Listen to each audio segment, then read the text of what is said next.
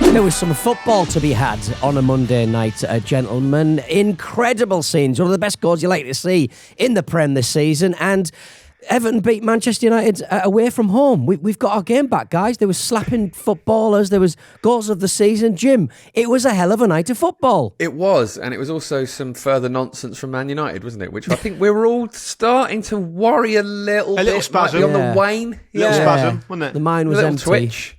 You know, the challenge is to come back after an international break, after you've, as David Cartledge pointed out the other day, have been unable to regroup because you are not in a group. Absolutely right to point out the complete fallacy of that. Yeah. But that was the challenge, wasn't it? It was keep that momentum up. And I just do think you should be able to win at home when the opposition are slapping each other. I just think, like, whatever situation you are in, you got to be doing that. Can I have a moratorium on one of the goals of the season that Pete's bombastically opened the show with? I thought it was a good goal. It was a dictionary definition good goal. Jim? Yeah, right. I don't think it's going to be bothering the end of the season. What's this I got at the end of my sleeveys? Oh, you don't slap me? Do you want one of them, do you, Lukey Moo? Yeah. I'll slap that tax right off your chops, sunshine. Don't you worry about that. It's the best goal I've ever seen. It's the best goal I've ever seen. I'm trying to detract from the violent scenes from Idrissa Gueye. He was sent off quite early in the game for slapping his own teammate, Michael Keane, in the first half. We, as I said, we've got our game back. A classic Barclays, loving it. But in the replay, Luke, I thought that it was just a bit of argy-bargy, a little bit of pushy-shovey, but I didn't see the most important camera angle.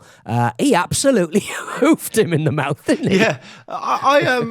Yeah, I found it. Well, there's a few things I found interesting about it. Right, one is that when this happened a long time ago between, say Dyer and Bowyer or Batty and Lasso, whatever. I know that was Champions League, but whatever. Like, I feel like there might have been a proper level of like national outrage about it.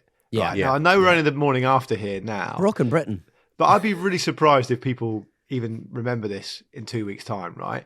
And that probably does tell you quite a lot about how society's changed, which is kind of interesting. Will Smith did this, Luke. It's Will Smith's fault. Maybe Will Smith normalised it. He's normalised it. I've not seen any conspiracy theories around this particular incident, though. When I saw quite a lot of people pretending that it was all staged at the Oscars, and Chris Rock had some kind of cushion on his cheek ready for it. Right, People will conspiracy theory anything these days. I don't think there'll be a conspiracy theory about this.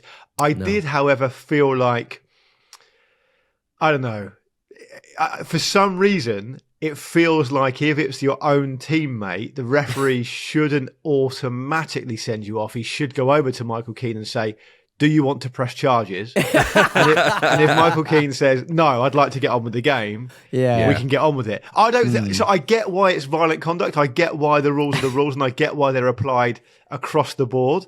Yeah. But to me, it feels like, I mean, it didn't matter anyway, but to me, it feels like Man United should not get an advantage because of that. Absolutely, absolutely, and like the rest of Everton's team should not be at a disadvantage by the same logic there. Right? He should at least be able to slap one of the Man United players if he's going to get sent off anyway. Well, there you go. Exactly, on the way off. Like you can't take that away. That's a free one. I'm having that. He lost his mind. He went mad as well. He went absolutely mad. There's something else going on there, right? Because that was. It was a loose pass that Keane, if he was on his toes a little bit, could probably have made look a little bit less perilous, one would suggest. What would have happened? Fair, Jim? Yeah, but I mean, by that token, Pete, what happens if he scores an own goal? Is that a full-on kick in the face based on that? Like, what is... something has made him completely lose the plot there, and it's really, really interesting. But yeah, I think it's about the level of force, isn't it? And then it's at the referee's discretion. And I completely agree that even though it's a ludicrous thing for him to have done, and he's hit him fairly hard, but he's not endangered him in any actual way, has he? So he's rung his bell. His head just went completely to the side. He's out there. But you've changed the tune on WhatsApp. You were outraged at this. You were saying there's nothing in this. There's nothing in it. What's going on? And then about 5 minutes later, you were like, "Oh yeah, I found another angle on Twitter." I said at one point it would, if they did that to an opposition player, he wouldn't have been sent off, which is a wild thing to say when I actually saw the Even footage of. Yeah. I was making a cup of tea. I'll readily admit that. But to be fair to you, Pete, I only saw the proper force of it when they did the kind of close-up of it. So that's the only time that I was like, oh, yeah, he's actually properly belted him there. But what's amazing about this, even though we've opened with it, is it's just not the story, is it? No. It's just a really hilarious little bit of context. But there is the reason we've opened with it, and the reason we're talking about it, I think, so much, is because undeniably it does feel weird. It feels weird. Yeah. Like you'll get other podcasts, other people covering this talking about how, this is the letter of the law and, this is what has to happen and this is why this is important, whatever. But to a football fan, it feels weird. If you're an Everton fan, you feel cheated. Complete self-immolation, but then obviously it doesn't really matter because they won the game. And if you're like just an observer watching the game as a fan generally, it just feels like a something's not right about the universe. Just a very strange thing to do. But anyway, Man United couldn't take advantage of it anyway. David Moyes' quote was really funny. Yeah, he said something along the lines of he wants his players to fight each other. Yeah. And I know that managers say that, Pete, but I didn't know he meant literally. Yeah, well, he said he went on to say if you want that toughness and resilience to get a result, you want someone to act on it. I mean, it's the first time a player's been sent off for violent conduct against a teammate since 2008. So there is a precedent that had been set earlier on. But do you think Moyes played a bit of a blind, giving it a bit of levity, giving it a bit of like, well, I like him fighting actually? I think he should be annoyed to be brought off. Should have hit him harder. 30th minute. Yeah, I mean, I think it just puts a lid on the whole thing immediately, doesn't it? It's a silly thing that they'll deal with internally. Obviously, I thought Kiernan Dewsbury-Hall was really kind of good in the post-match and just doing exactly that and deflecting from it. Yeah. It's really said, silly. Did you see my goal of the season? Yeah, well, exactly, yeah. Put on a plate for me by quite unfortunate Lenny Yoro. That was strange. Yeah, it was just I think Lenny Yoro is one of the players in this little run they've had prior to this game, this 5-game unbeaten run, who's actually quietly been pretty good. And I think he's a very calm, assured presence who I think is going to keep improving and be a good player for them. Or, potentially for someone he moves on to, as seems to be the way for Man United players at the moment, sadly for them. And I think it's, a little bit uncharacteristic, but the touch Euro gets on that ball does make it sit up absolutely perfectly for Dewsbury-Hall, which is just kind of a little bit unlucky, really, isn't Phil it? Foden had done that. Fucking hell. Yeah. And then he goes on to put the ball where the spiders get slapped in the top right. I mean, he could not have been any better placed. The reason I'm stepping back from the quite exuberant coverage elsewhere on this podcast of this goal is just because I do feel like it was part of the reason that he scored a good goal, and it was a good goal, is because Man United helped him, not just with Euro but with Lemens as well. Yeah, he gets a hand to it, doesn't he? Yeah, I wonder whether, I don't want to go down that Gary Neville road of every shot should be saved.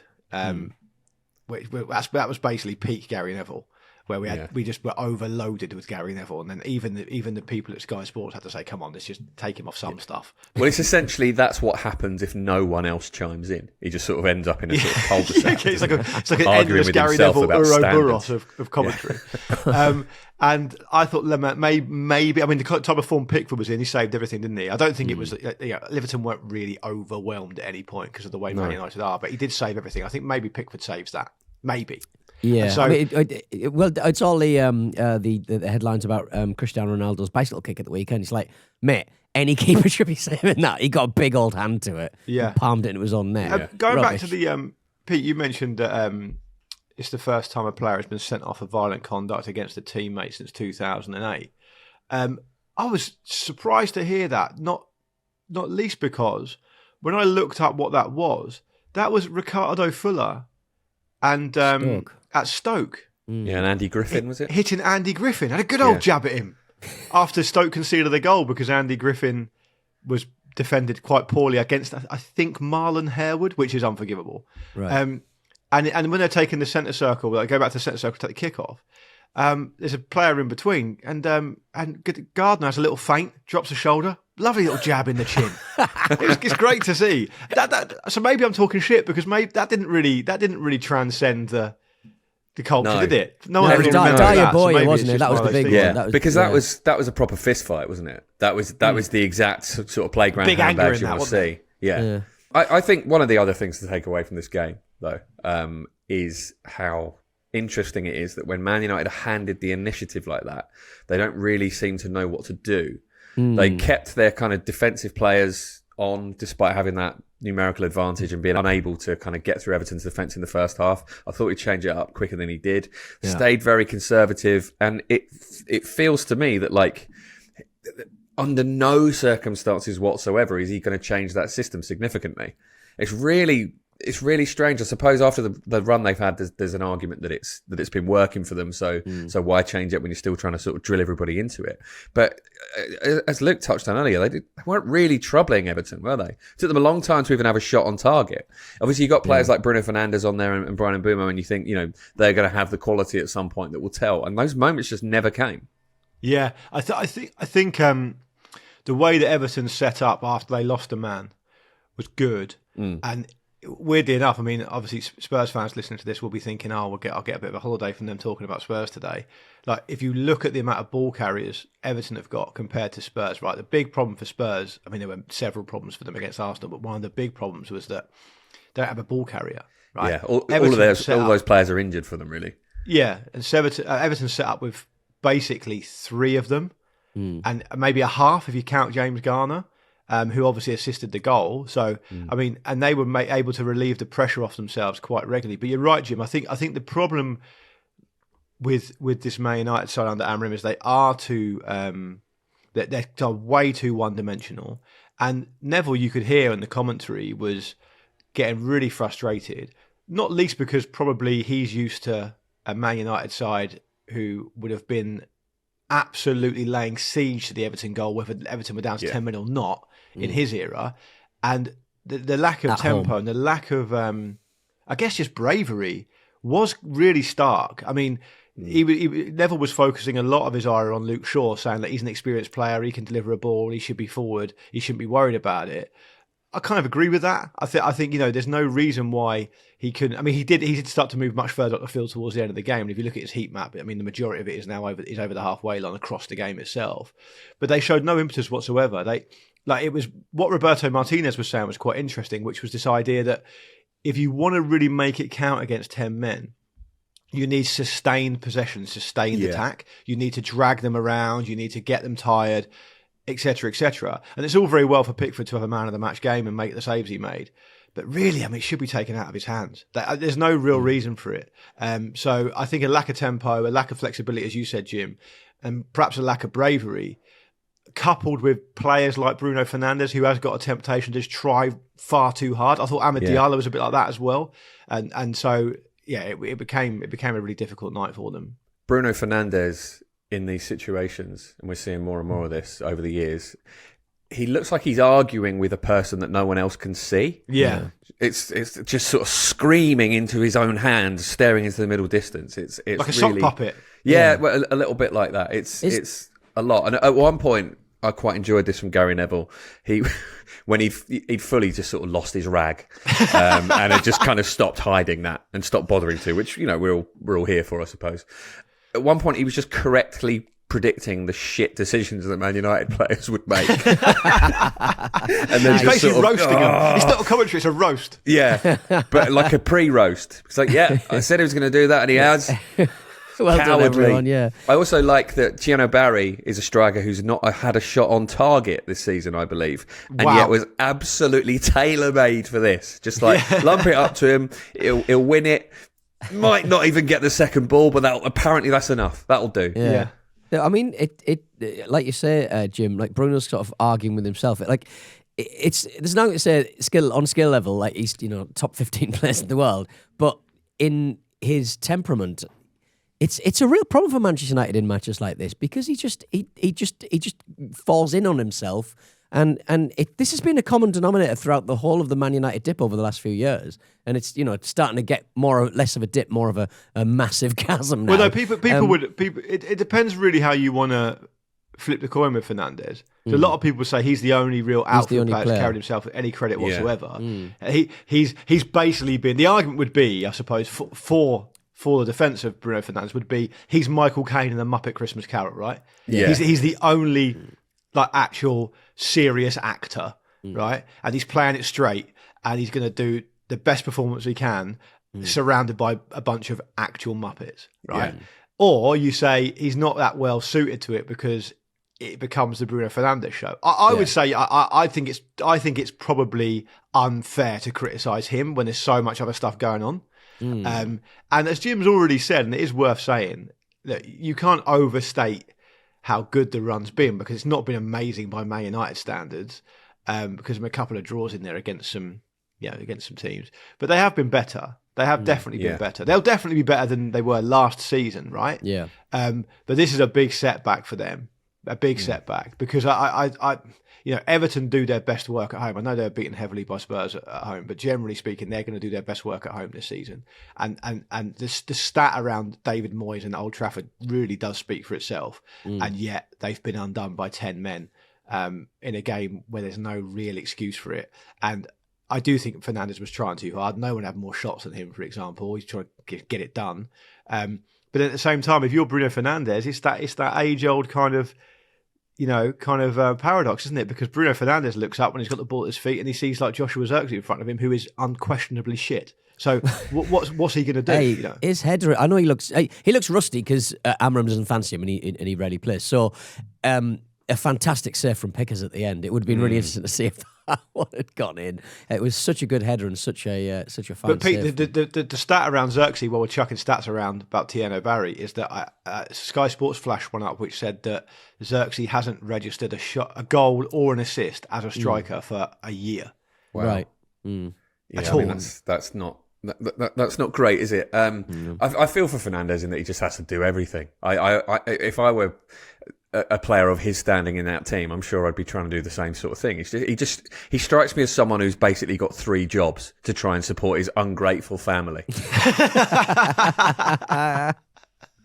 Fantastic. Yeah. Well, yeah, I mean, the game took place exactly 1 year after Ruben Amorim's first game in charge of Man United. That feels like a long time ago. And Amorim did say they were the better team with 11 players and 10, and we have training tomorrow. I will deal with all of this tomorrow. Yeah, I've got maybe start slapping his players. It worked for Everton. Well, yeah, it sounds to me. I should be fully transparent and honest here and say that, of course, I predicted a couple of months ago that Amorim would go in November, right? Break that we've just had, right? Right.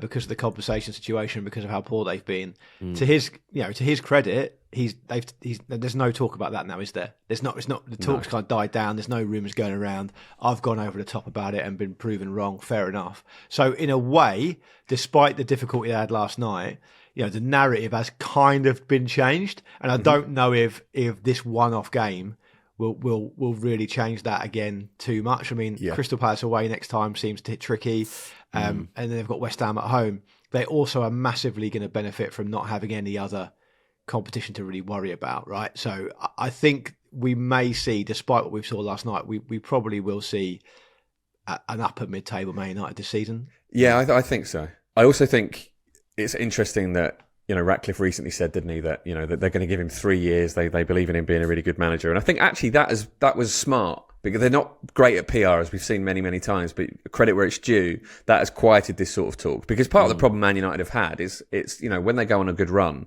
they don't then just lose a game. They lose a game in silly circumstances where everyone's laughing at them a bit, and that's exactly what's happened here again. And yet, as you say, it doesn't feel like actually he's in any particular danger or he's under any more pressure than he was recently. And we've seen it with many clubs before. The only way round is through, right?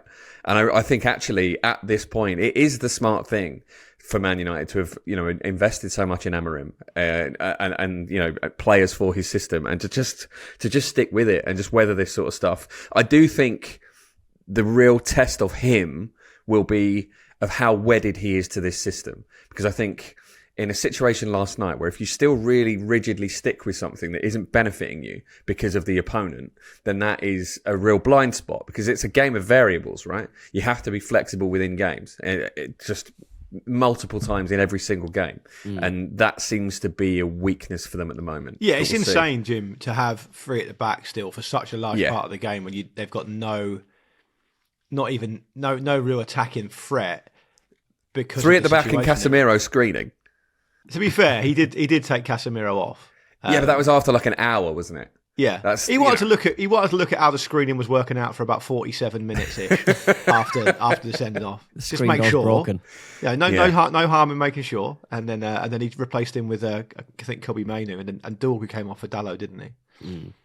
Again, I know Kobe Mainu is very young, but when he came on and had the sort of game that he had, you just sort of go, do you remember you're playing in the Premier League? It almost looks like he's just playing fives somewhere. Did you hear the crowd though? The crowd was so happy to hear him come on, see him come on, which I think is a strange one as well, because he's gone from someone who, England team, really, really highly rated, really excited, a great tradition of young players, young midfielders coming through at Man United, to essentially wanted to leave, and which is really sad. And then the crowd have made their feelings known about how much they love him. Amorim, I guess, is his own man and wants to do what he wants to do, and he's not going to play him. And I just thought it's sad. I think regularly, I don't want to get too far off topic, I know we've got a break, but I regularly am surprised by how little attention managers pay to how much fans love homegrown players. Yes. Like, it's really strange. Like, the amount of space and forgiveness and excitement that homegrown players get at every level, at every club, is something that is hugely underutilised by managers, I think. Have we given Everton enough credit? I mean, they stuck in there, didn't they? They stuck in there. They were intense. They worked hard. They protected that lead really well. It's important to state they went ahead after they went down to 10 men as well, which is easier said than done. And I think they were exactly what you'd expect from a David Moyes side, right?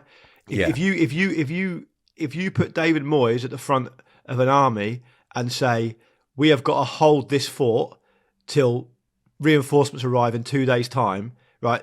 The fucking team will do it. Yeah, right. That's exactly what they'll do. And he says that himself. He's obviously alluded to it in that quote that Pete read earlier. If you've got a lead to protect at Old Trafford and its back's against the wall, who better? I enjoyed just the sheer amount of tackles all over the place. It reminded me of essentially the level of football that I can play, where I've got 3 moves, which are pass, shoot, and tackle. And tackle is really just block. Just get yourself in the way. There was so much at the arcades, Jim. Absolutely. Absolutely. And there was so much of that on the edge of their box, just wherever it was needed. More often than not, the player making the quite simple tackle won out, which was just really enjoyable. Michael Keane was really energised by this stuff, apparently. He had a brilliant game. He had some smelling salts, that's why. It was like a boxer who gets his bell rung after about 3 rounds. It's like, fucking hell, I'm in a fight here. It was like that. Can I, before we go, can I just also say very quickly, not just the tackles, but I looked at the Opta stats for this game, and given that the ball tends to be in play for about an hour, right? Everton were able to deliver 46 clearances. Just under 1 a minute. Yeah. Brilliant. Well, speaking of bells getting rung and, let's face it, clearances, former Man United man Antony was sent off while trying a overhead kick at the weekend. Did you see this footage? It was absolutely David Batty in a World Cup 98 kicking that Tunisian player in the face. It was amazing. For those who haven't seen it, it was in the 90th minute against Girona. For those who haven't seen it, do you remember the contact that Scott McTominay got with that overhead kick for Scotland and the photo of it? It was exactly the same contact from Antony, but just on another man's face. Yeah. Also, an angle from which he's just never going to score, even had he connected with the ball rather than a man's head. It's not there for him at any point. It was really, really speculative as well. I mean, at least the one that I remember watching the David Batty one at World Cup 98 in Churchill's pub in Hartlepool, and everyone going, oh, and it was one of my sort of formative sort of football watching moments. But even for that, at least the footballer jumped into the shot. Like, Antony just went for it and just cleared him out. It was absolutely brilliant. I think from memory, the Batty one, he doesn't necessarily know the player's there, right? And he's trying to clear it. Eyes on the ball at all times, but it was an absolute in the kisser. All right, well, coming up, we get an update from the Ramble listener who played against Emile Heskey on Papi Cisse's team.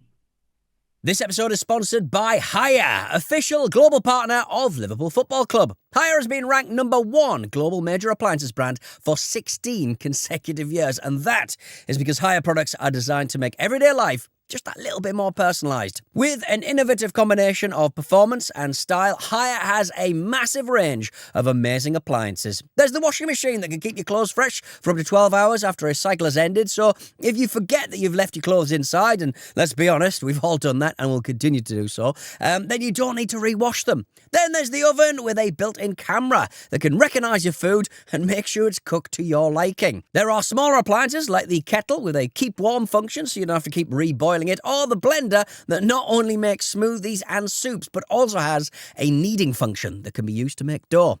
All appliances connect via the Hon app, which gives you tips on how best to stack the dishwasher, provide recipe inspiration for dinner, and get this, it can even recommend the best wine to pair with it. Hire is spelled H-A-I-E-R, and we're offering a discount on their amazing products. Just use the discount code HIREPOD for a 10% discount across the Hire website, which is www.hire.co.uk. That's HAIER.co.uk with the discount code HIREPOD. I remember throwing a dart in somebody's leg before, thinking they're just going to move out the way, just joking around. I was about 20 metres away and thought, yeah, I'll just lob this one towards said person. And they just seemed to watch it and watch it and watch it, and it went just plonk right in their leg. And I was like, you're supposed to move. I didn't do it too hard. I wasn't going to announce that to the world, but as you've asked. just a consistently underrated weird bloke. Oh, yeah. So odd. Like, if you do that out of a moving car, like Jamie Carragher, you're going to prison. So that's all I'm saying.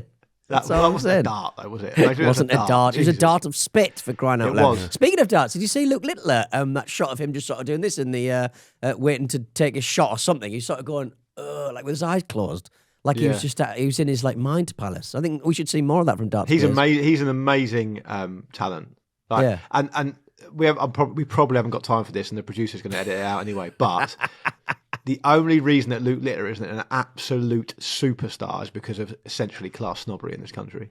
Well, he's pretty close to being a household name if he's not already, is he not? He's a household name, but you're not going to be calling him like player. Roger Federer, are you? Yeah, I bet Tim Henman made more money in a year than Luke Littler. Even though he's made only in 18, and he's already won the World Championship. Yeah, that's wild. It's amazing. It's absolutely wild. It's amazing. Yeah, amazing. Right, we've got some correspondence. Do you want to read this one, Luke? Because I've done too much talking and my voice is not up to scratch today. I'm not sure the listeners would agree, but I'm up for it.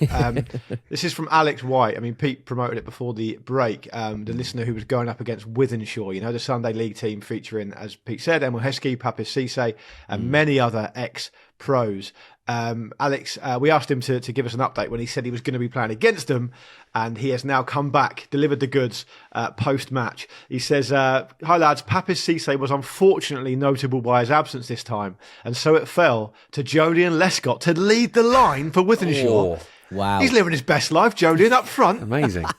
It's a little bit like when Neville Southall played Sunday League and he insisted on playing up top. Yeah. Great stuff. At like 50. Well, presumably, like they all start as strikers, right? Because they're the best players on any pitch they're on, and it's the most fun thing, right? True. Yeah. Alex says, my main concern though was going toe-to-toe with Stephen Ireland and Danny Drinky Drinkwater in midfield. I mean, that is a tough assignment on a Sunday. It really is. Drinkwater only just retired, didn't he? Yeah, maybe, yeah. He said with an estimated 800 fans in attendance, which was a 10,000% lift on the usual WDCFC Vets home crowd. And after a cagey 30 minutes, the deadlock was broken when our centre forward punished a defensive error and slotted home. Go on! Absolute scenes. Would we have enough to see this through and snatch the win? In a word, no. On the brink of half-time, Stephen Ireland swung an across, which Lescott dispatched very tidily by rising above the defence because he's absolutely fucking massive. His work now done, he then made way for George Boyd, who had arrived at the ground after the game had kicked off. The arrogance of the ex-Peterborough man. I mean, He's not on the team sheet then. He can't be on the team sheet. That's not allowed. Surely that's going to scare you as when you're playing this team as well. Like more and more ex-pros turning up. Coming down the tunnel. It's like Ronaldinho going to pop up at some point. Like where a did Royal this Rumble. end? Royal Rumble, yeah. He says after his introduction, there was a fresh impetus for Wythenshawe, who proceeded to score 4 more in 20 minutes. The first for George Boyd, followed by a hat-trick by one of their still very capable non-Premier League alumni. Still time, though, for a cameo appearance from Emil Heskey, with time running out and with the crowd desperate for a Heskey goal. He bundled the ball over the goal line, never changing it, only for the referee to blow for a foul on the keeper. Again, never changing it. Yeah, brilliant. And by that same token, the referee saved West Dids vets the ignominy of being deemed a disgrace by your very own Luke Moore. Man of the match for me was Stephen Ireland. Completely dictated the game, showcased some lovely touches, and did an awful lot of running, which really is tantamount to cheating in vets football. I fear it'll be another few weeks till my legs fully recover. Thank you for your support. I've returned it in kind by voting for the Ramble several times over in the FSAs. No comment on that from us. We can't stop you doing that. No, we'd rather win. We'd rather win the honest way. The voting's now closed anyway. The announcement is going to be made on the 3rd of December. But thank you anyway, Alex. Great update. I mean, they've lost the game, but I think they've maintained some semblance of pride, I would say. Before we move on for that, it was announced to me yesterday, chaps, and particularly you, Jim, that in other Sunday League news, our very own Pete Donaldson was awarded man of the match for his football team last week.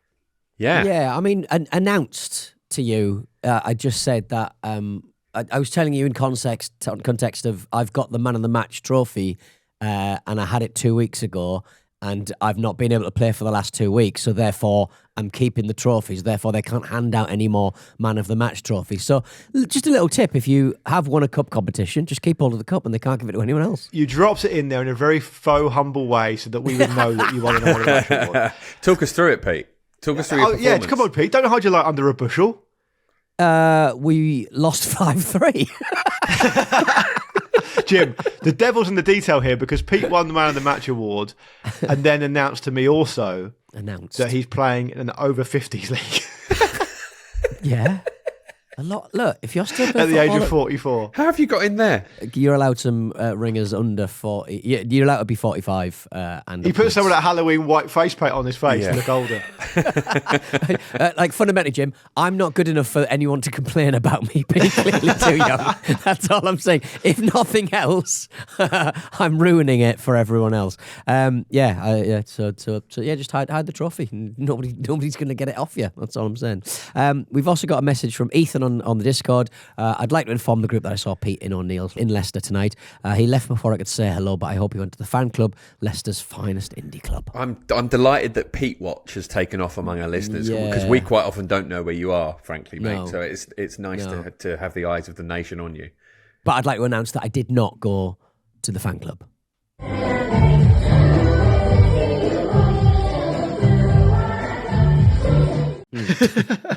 So I don't want to take the impetus away from our listeners and the Pete Watch system, but we are aware of where you're going to be tonight. Sorted.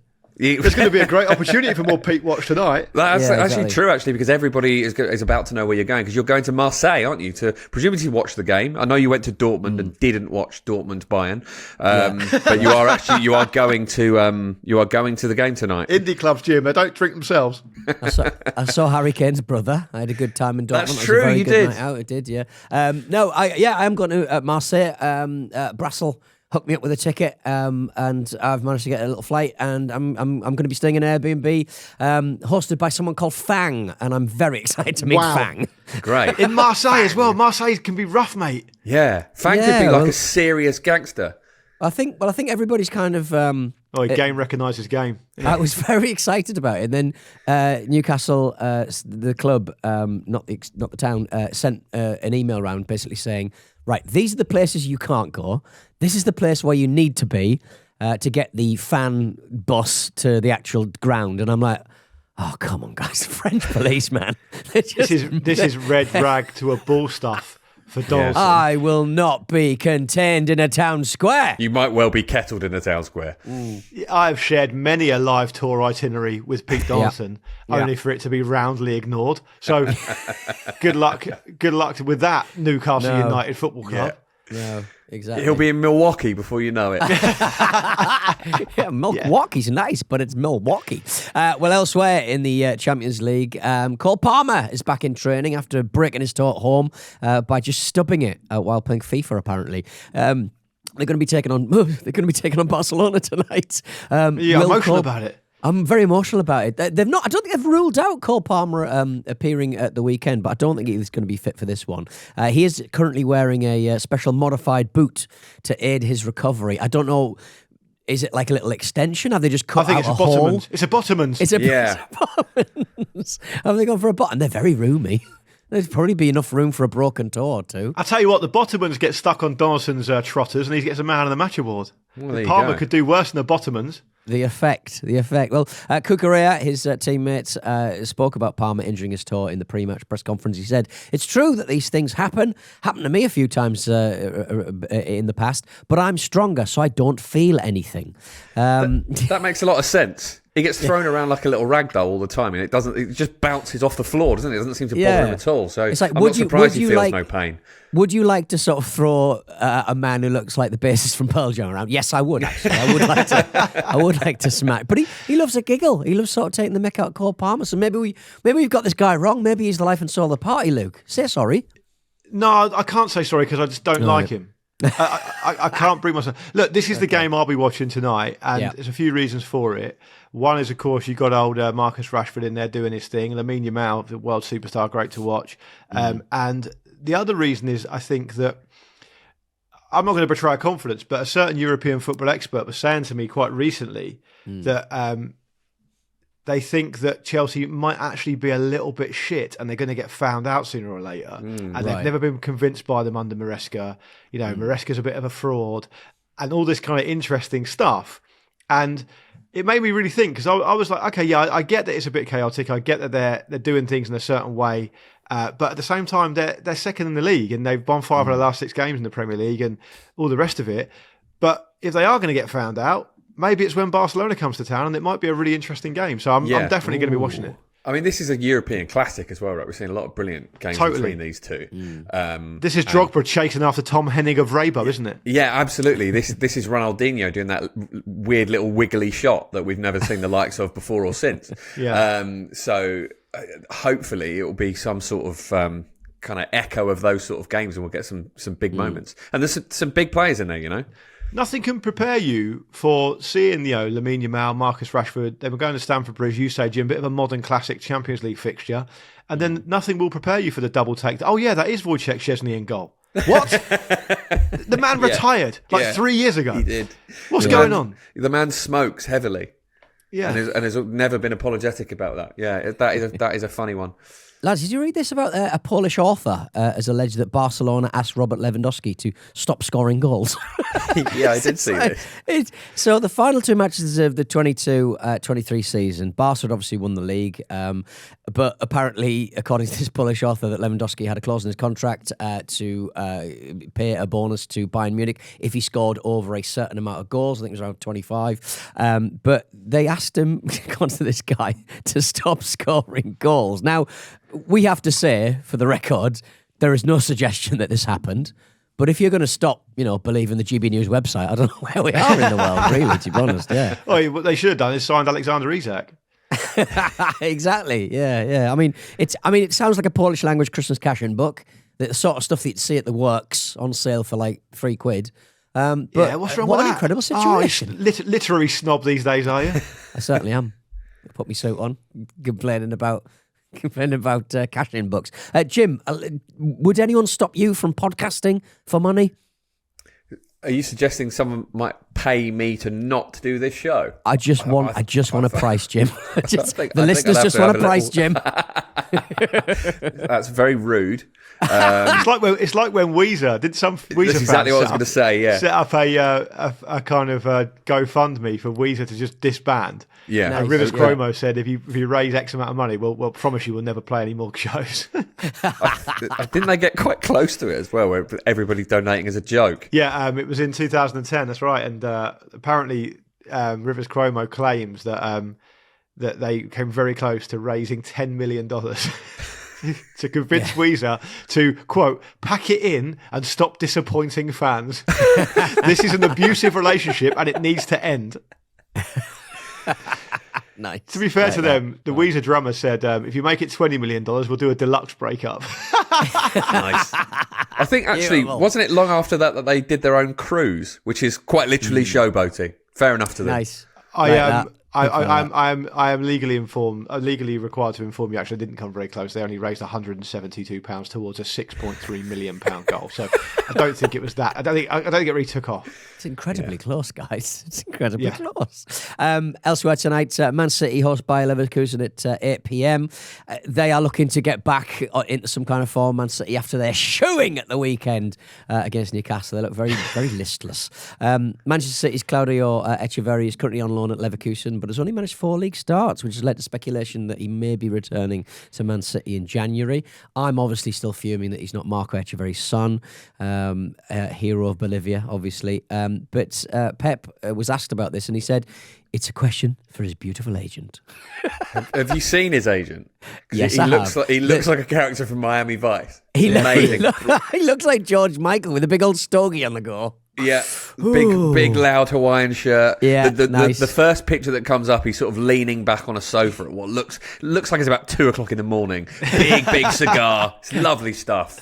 Fast forward to tonight, that'll be Donaldson in Marseille, surrounded by organised crime lords. Yeah, really hitting it off with Fang. Yeah. Donaldson and Fang. it's the team that you always wanted to see. But I mean, Man City, you can imagine that they would probably be favourites for this at home, Luke. They've been quite patchy in places.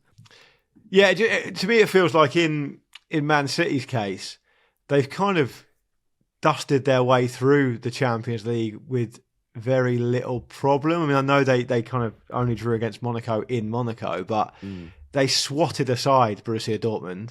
Dortmund showed a bit. I remember watching that game, but they ultimately just did the business. Obviously, they beat Napoli fairly easily as well. And they went to Villarreal and didn't really have any problems. Sometimes it feels like the Premier League behemoth is really flexing in group stages of European competitions, right? So, I would fancy them to win. Yeah, Bayer Leverkusen have picked up in the kind of the wake of the very short-lived Erik ten Hag era. They're third in the Bundesliga at the moment, but again, like Man City away is Jim, I don't think you can call it an era. I would call it an Erik ten Hag experiment. Yeah, like it's some kind of Dan Brown novel, some sort of fever dream episode. Yeah. It's very much It was almost the German equivalent of the Ange Postecoglou experiment at Nottingham Forest. Completely agree. Well, it'll be interesting to see how those ones pan out, but I will be presumably letting you know precisely what happened in Marseille. One night in Marseille with Donaldson very soon. Oh, you're not doing a porno, are you? Yeah, no, Marseille Vice. Came out wrong. And which will be the sequel to the porno.